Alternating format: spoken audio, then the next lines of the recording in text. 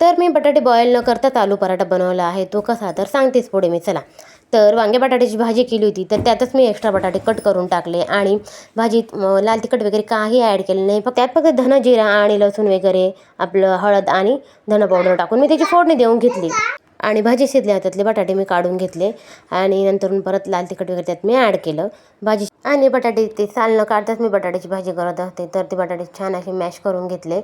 त्यावर भरपूर असं चीज किसून टाकलं, थोडंसं ऑरेगॉनो टाकलं आणि हव्या त्या शेपमध्ये तुम्ही लाटू शकता. तर पराठा मी लाटून घेतला. तवा पण गरमच होता, मग त्यावर मी बटर टाकून व्यवस्थित स्प्रेड करून घेतलं आणि लाटलेला पराठा त्याच्यावर टाकून दोन्ही बाजूनी खरपूस असा भाजून घ्यायचा आणि खायला पण खूप टेस्टी लागला बरं का हा पराठा. मुलांनी आवडीने खाल्ला. तर असा इन्स्टंट होणारा आपला आलू चीज पराठा रेडी होतो. तर तर चला, भेटू नेक्स्ट व्हिडिओमध्ये. व्हिडिओ आवडला असेल तर चॅनलला सबस्क्राईब करा. थँक्यू. श्री स्वामी समर्थ. बाय.